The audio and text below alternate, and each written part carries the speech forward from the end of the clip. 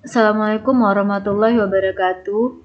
Nah, pada pertemuan ini kita akan membahas tentang sistem persamaan diferensial linear order 1 tapi yang non-homogennya. Kalau pada pertemuan-pertemuan sebelumnya kan kita bahas yang homogennya ya. Ketika itu ada 3 kasus, yaitu kasus bagaimana kita menyajikan solusi seandainya kita peroleh nilai eigennya bernilai real semua dan semua nilai eigennya berbeda. Kasus kedua adalah bagaimana kita menyajikan solusi seandainya kita memperoleh nilai eigennya berbentuk bilangan kompleks. Kasus ketiga adalah bagaimana kita menyajikan solusi seandainya nilai eigen yang kita peroleh ada yang kembar atau ada yang sama, dan semua itu kita bahas untuk sistem linear homogen.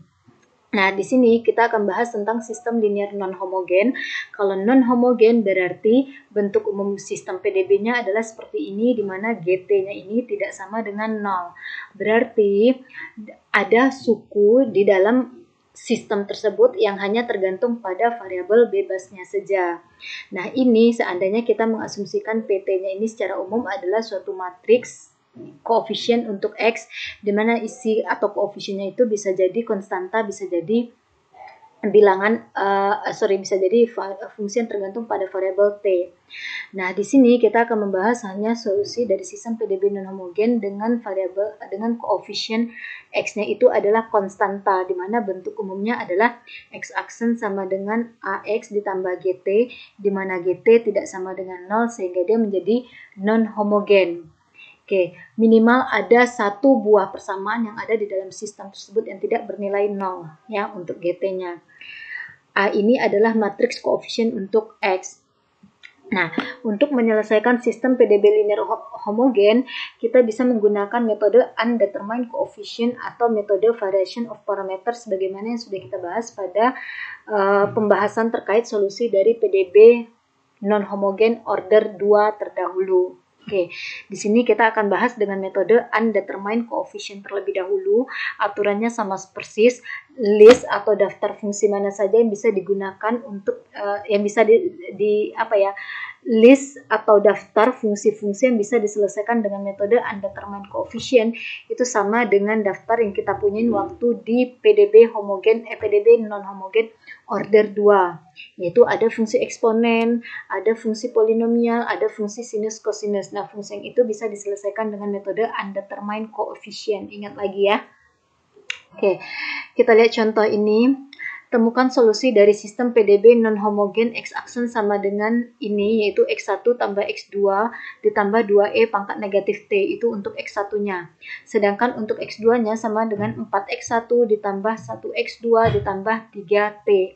Nah, sistem ini dikatakan sistem non-homogen karena ada suku yang mengandung variabel T saja. Dia tidak ada X-nya. Nah, langkahnya sama seperti PDB non-homogen order 2 terdahulu, yaitu kita harus menemukan dulu solusi komplementernya. Sebenarnya untuk metode undetermined coefficient tidak wajib menemukan solusi komplementer. Kita bisa langsung menemukan solusi partikulernya.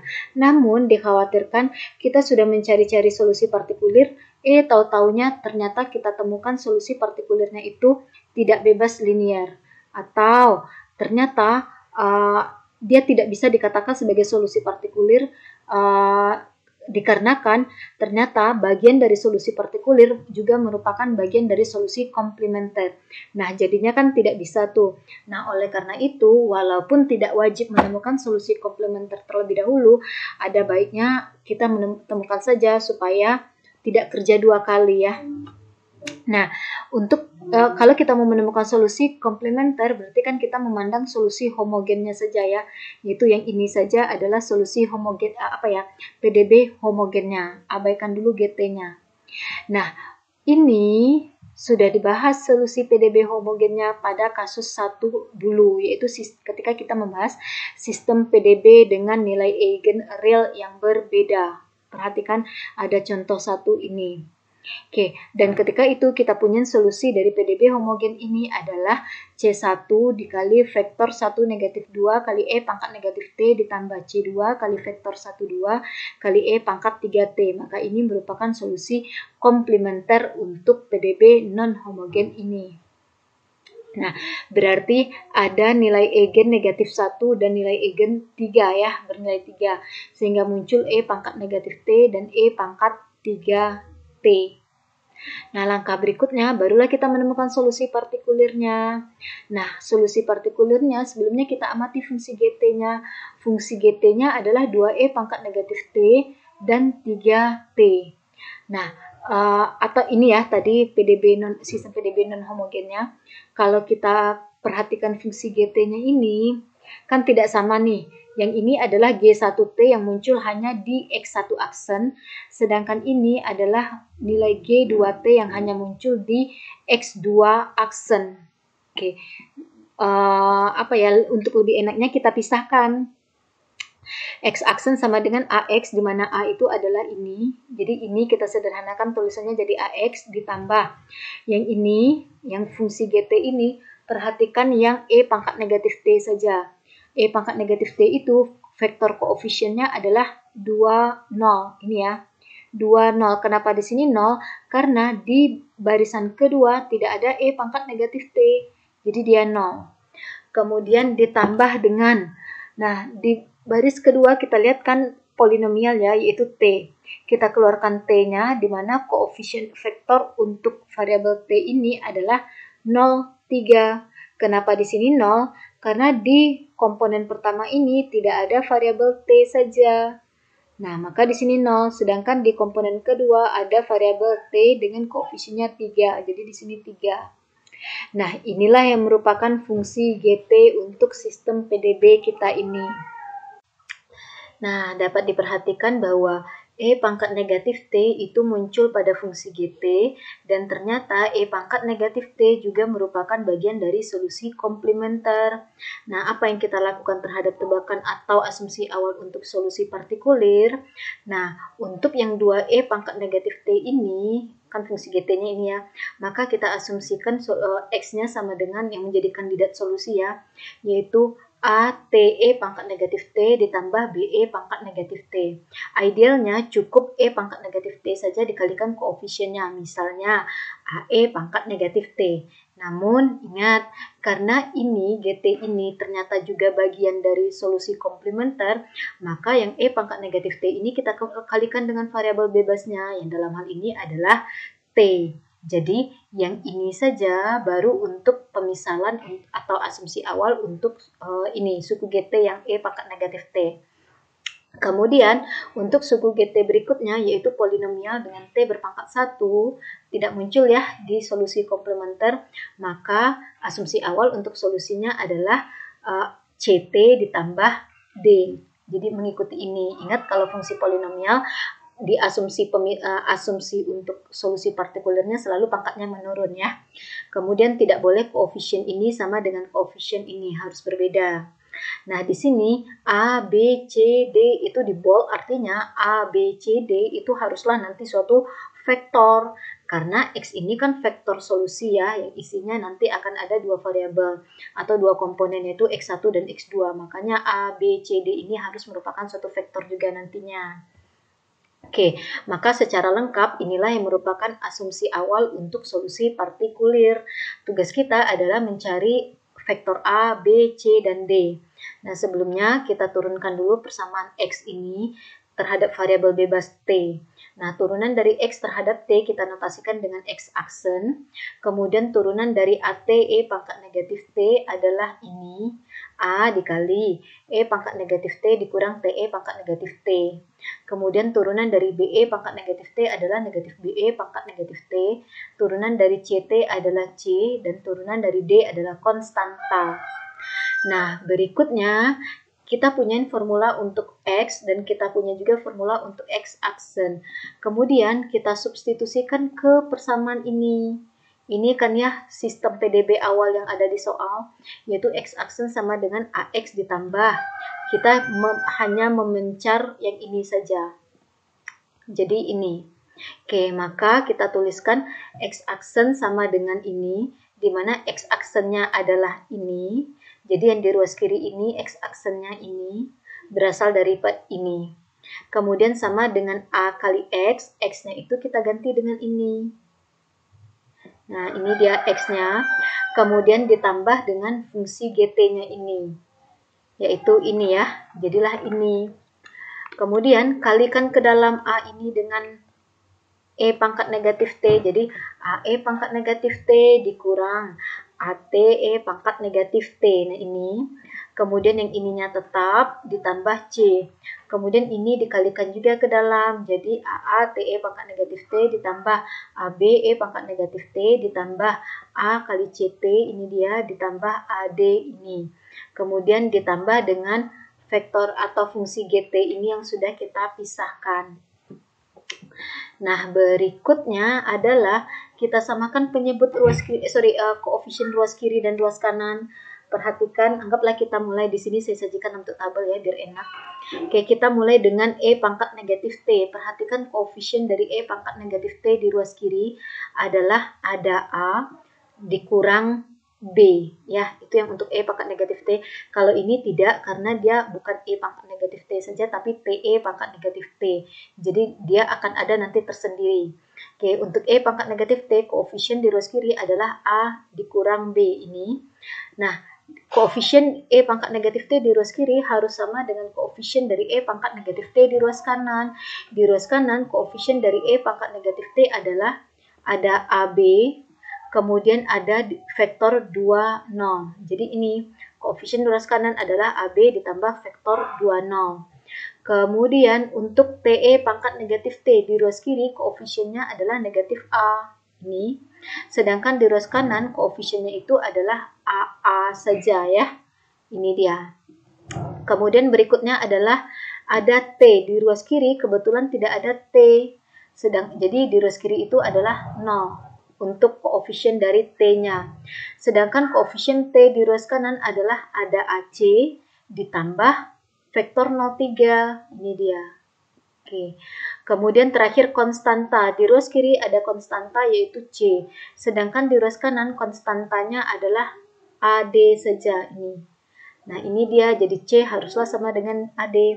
Nah, nilai koefisien di ruas kiri harus sama dengan koefisien di ruas kanan. Nah, tugas kita, sebagaimana yang disampaikan tadi, kita harus mencari A, B, C, D. Nah, kalau kita mulai dari persamaan pertama ini, yaitu A kurang B sama dengan AB ditambah 2, 0, oke, A-nya kita punya, yaitu matriksnya adalah ini. Tapi masih ada dua variabel atau dua vektor yang belum kita ketahui di sini, yaitu vektor A dan vektor B. Maka tidak akan membantu seandainya kita mulai dari persamaan pertama. Jadi kita tidak akan mulai dari persamaan pertama. Kita lihat persamaan kedua. Persamaan kedua, negatif A sama dengan A kali A. Matriks A dikali vektor A, di mana matriks A-nya diketahui. Nah, hanya ada satu vektor yang tidak diketahui dalam persamaan dua ini, yaitu A ini. Nah, oleh karena itu, kita bisa menemukan solusi A dari persamaan ini. Oke, negatif A sama dengan AA. Nah, di sini kita satukan dia di satu ruas. Jadi negatif A dikurang AA atau AA ditambah vektor A sama dengan 0 ya. Ini. Nah, ini kan menghasilkan suatu vektor nih nantinya. Yaitu vektor matriks A dikali vektor A. Matriks A-nya 2 kali 2. A kecil ini adalah vektor 2 kali 1. Akan menghasilkan vektor 2 kali 1. Kemudian ditambah dengan A kecil itu kan vektor. Nah, jadi kita bisa menjumlahkan ini yang hasilnya nanti adalah vektor 0. Nah, sebelumnya kita keluarkan A-nya dulu. Jadi kita punyain A ditambah 1A ya. Atau gini, A ditambah, ini kan koefisiennya 1 nih, katakanlah 1 dikali vektor A. Namun matriks A dikali konstanta bilangan real tunggal itu kan tidak mungkin ya dilakukan. Oleh karena itu 1 ini boleh kita ganti dengan matriks identitas. Jadi di sini A ditambah I dikali vektor A sama dengan 0. Nah, matriks A itu ada diketahui di soal tadi, yaitu koefisien di sini 1141. Jadi ini matriks A-nya ditambah matriks identitasnya adalah ini, kemudian dikali vektor vektor A yang komponennya adalah A1, A2. Dan dia sama dengan vektor yang isinya adalah 0, 0. Kita tambahkan ini, 1 tambah 1 adalah 2, 1 ditambah 0 adalah 1, 4 ditambah 0 adalah 4, dan 1 ditambah 1 adalah 2. Dikali vektor A yang komponennya A1, A2. Dan hasil kali matriks ini dengan vektor A1, vektor ini haruslah bernilai sama dengan 0. Nah, kita lihat dari baris 1 saja sebenarnya cukup. Kenapa? Karena baris 1 dan baris 2 saling berkelipatan. Baris 2 adalah 2 kali dari baris 1. Nah, kita lihat dari baris 1 kita punya 2 kali A1 ditambah 1 kali A2 sama dengan 0. Ini ya. Sehingga kita punyain A2 saja sama dengan 2A1 di kiri pindah ke kanan jadi negatif 2A1. Oke, nah kita misalkan A1 ini dengan parameter, katakanlah parameter P, sehingga A2 sama dengan negatif 2P. Maka vektor A ini nilainya sama dengan vektor yang isinya adalah P, koefisien dari A1 di sini adalah 1, dan koefisien dari P di A2 ini adalah negatif 2. Jadi vektor A itu isinya adalah vektor kelipatan dari vektor 1 negatif 2. Oke, jadi yang di sini A-nya sudah terpecahkan dari persamaan kedua. Berikutnya kita ke persamaan 1 boleh, karena vektor A kan sudah diketahui, sehingga yang belum diketahui hanya vektor B. Maka dari persamaan 1 kita akan bisa menemukan solusi untuk vektor B. Nah, dari persamaan 1 kita punyai A kurang B sama dengan AB ditambah vektor 20. Ini dia. Nah, kita kelompokkan di sini yang A ini kan vektor ini nih, yaitu 1 negatif 2-nya aja kita ambil boleh. Oke, kalaupun misalnya diambil 2 negatif 4 boleh, silakan. Anyway, nanti ujung-ujungnya akan sama juga di solusi khususnya. Di solusi umumnya bisa jadi berbeda, tapi di solusi khususnya pasti sama, tidak masalah. Oke, jadi di sini A diambil 1 negatif 2, kemudian B-nya ini, yang vektor 20 ini kita pindahkan ke ruas kiri. Jadi intinya adalah kita kelompokkan yang ada vektor B di satu ruas. Yang ada vektor B kan negatif B dan AB. Jadi pindahkan negatif B ke ruas kanan, jadi di ruas kanan itu adalah AB ditambah vektor B. Sedangkan yang vektor 20 dari ruas kiri pindahkan ke dari ruas kanan, pindahkan ke ruas kiri menjadi dikurang vektor 20. Jadilah ini dia. Kemudian A ini kita ganti dengan 1 negatif 2 dikurang vektor 20 sama dengan, nah AB ditambah B sama seperti kita mengelompokkan yang ini tadi, menjadi A ditambah I kali B. Jadi di sini A ditambah identitas dikali B.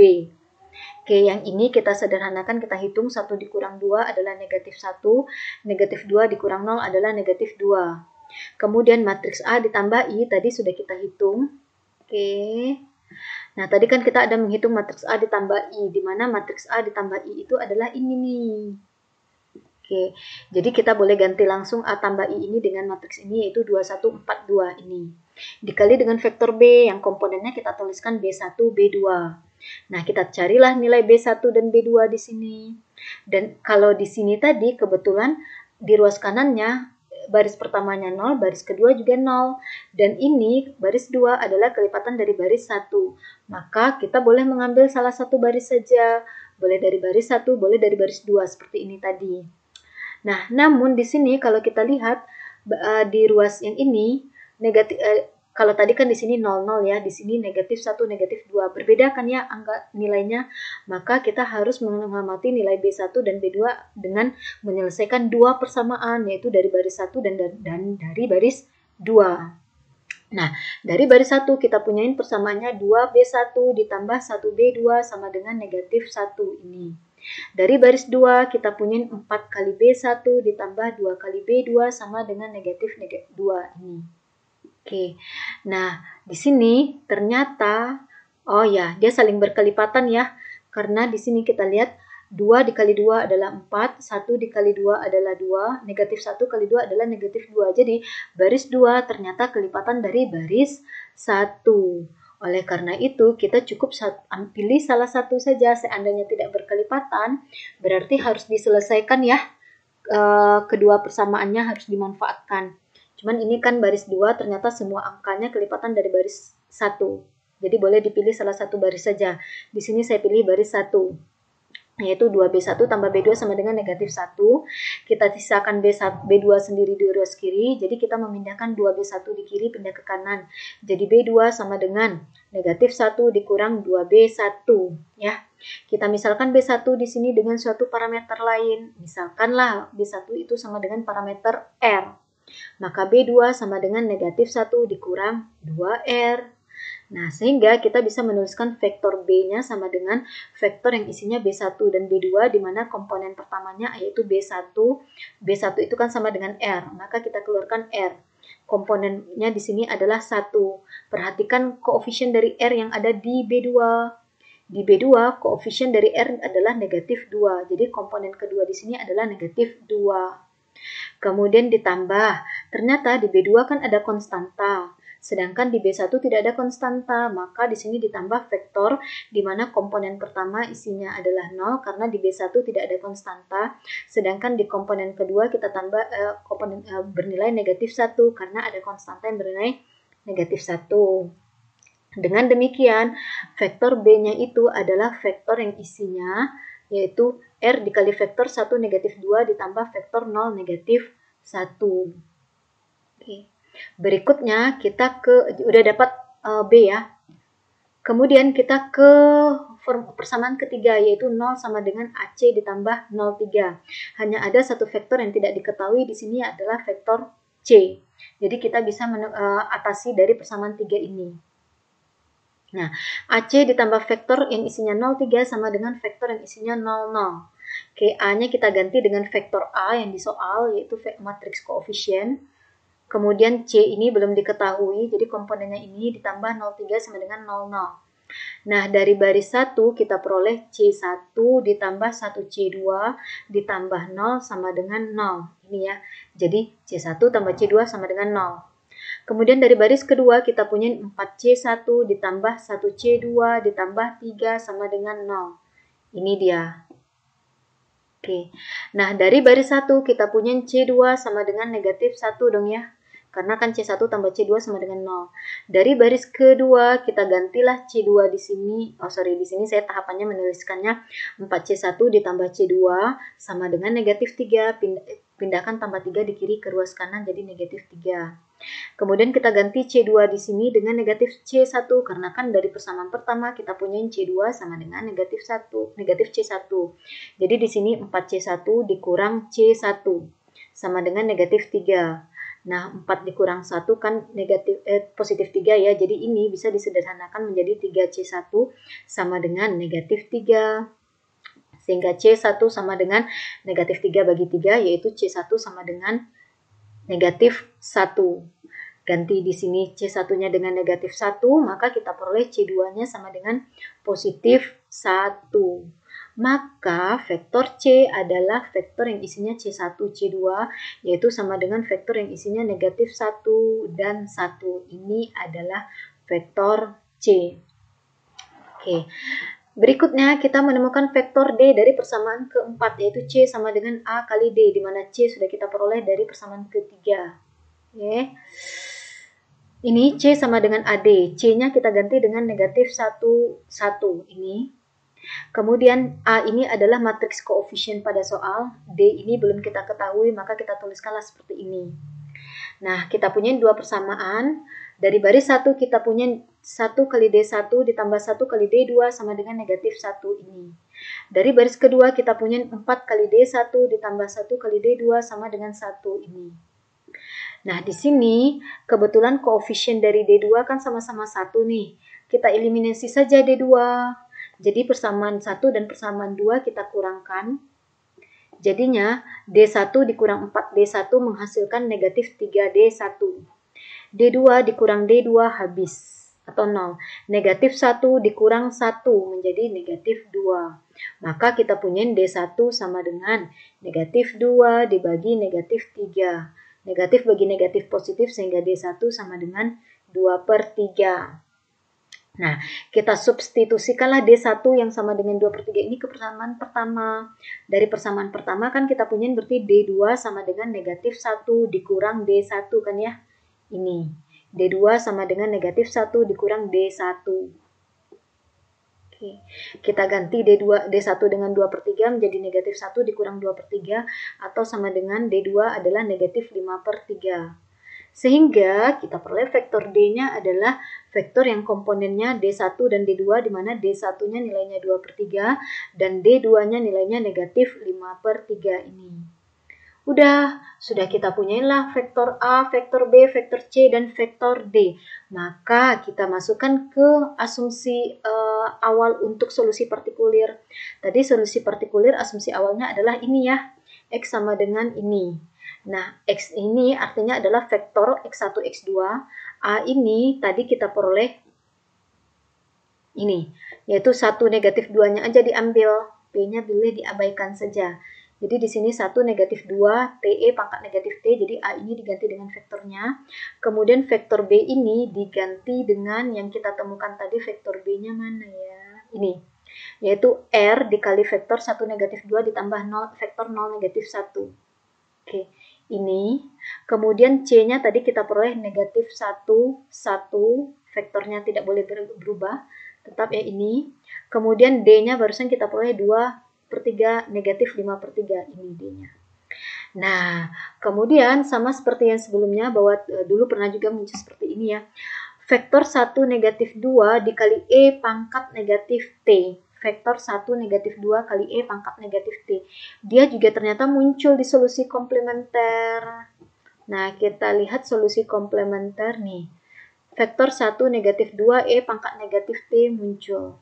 Oke, oleh karena itu yang vektor R dikali 1 negatif 2 tadi boleh diabaikan saja ini.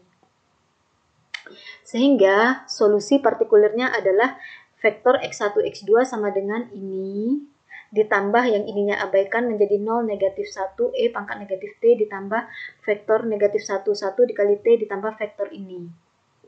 Nah, ini adalah solusi partikulir atau katakanlah XP ya.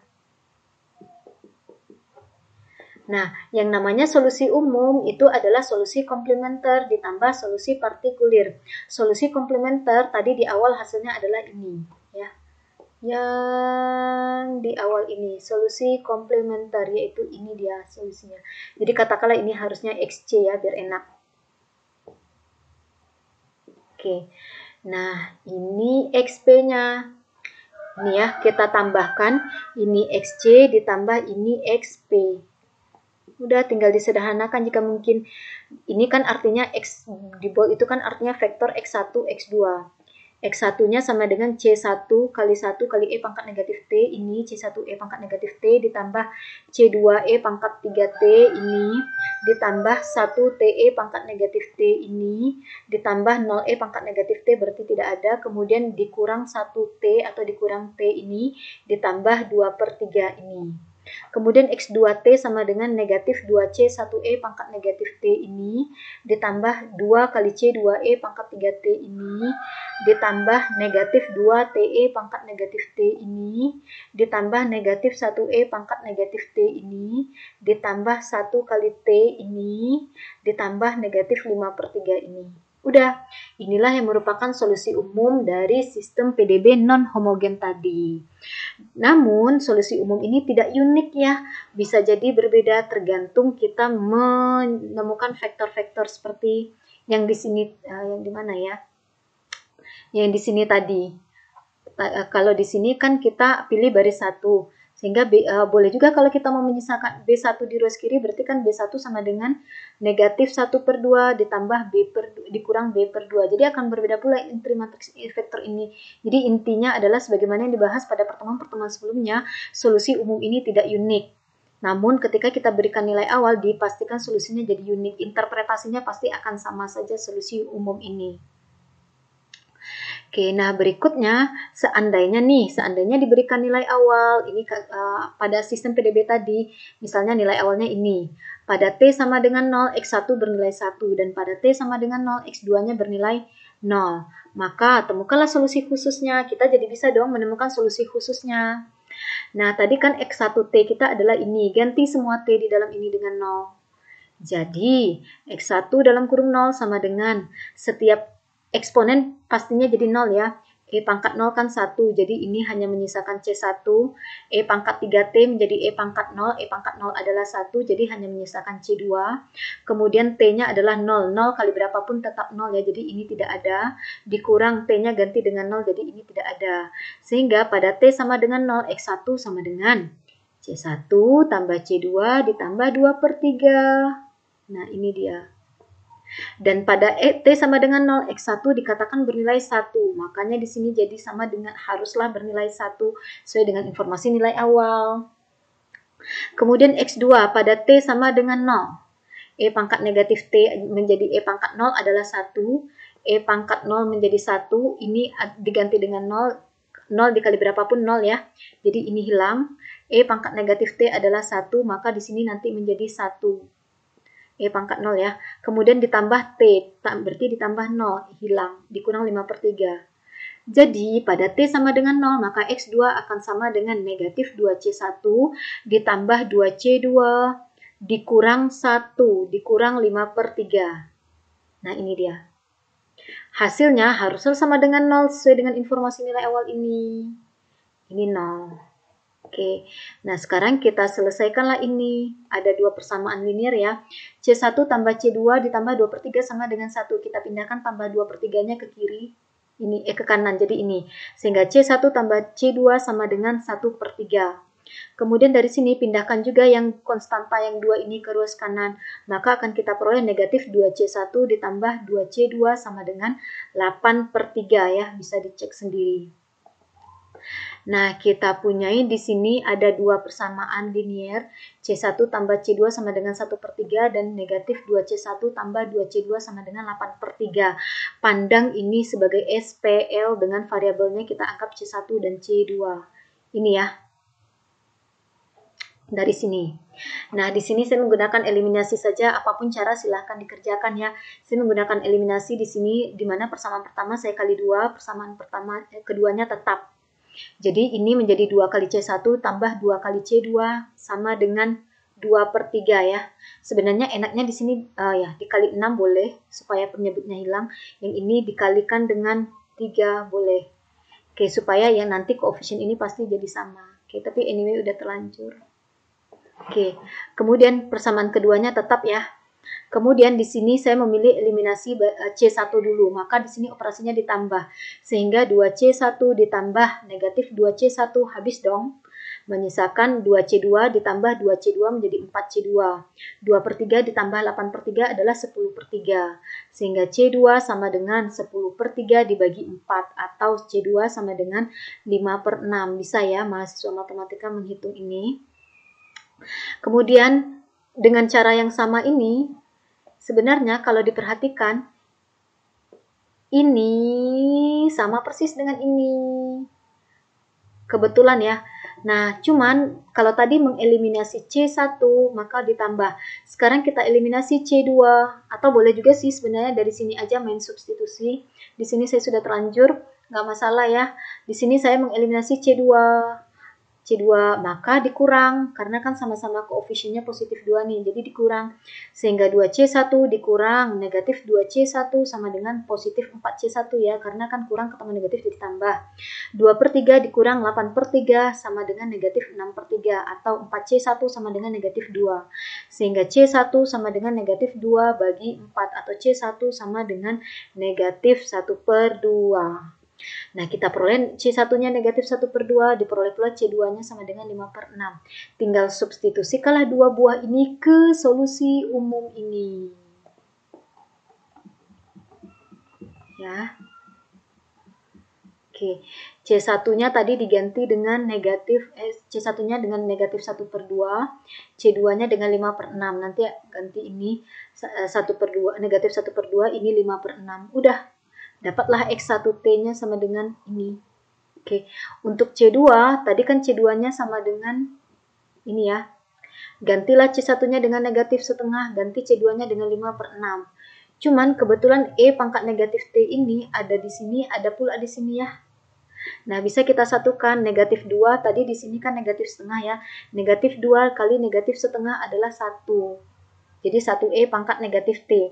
Ditambah 5/3 E pangkat 3T. Kenapa menjadi 5/3? Karena C2-nya 5/6. 2 kali 5/6 adalah 5/3 ya. Oke, jadi ini. Kemudian yang ini tetap, karena hanya dua suku pertama saja kan tadi yang ada C1 dan C2-nya. Kemudian ini tetap ditambah T dikurang 5/3. Nah, kebetulan nih, ada E pangkat negatif T dikurang E pangkat negatif T habis. Sehingga menyisakan X2T sama dengan 5/3 E pangkat 3T dikurang 2 kali T E pangkat negatif T ditambah T dikurang 5/3. Udah, inilah dia solusi khususnya setelah diberikan nilai awal. Oke. Nah, mau bagaimanapun solusi umumnya, jika sudah diberikan nilai awal, solusi ini unik, harus inilah yang muncul, mau bagaimanapun. Oke, sekian untuk metode undetermined coefficient. Berikutnya kita akan coba temukan solusi dari masalah sistem PDB yang sama, tapi dengan metode variation of parameters.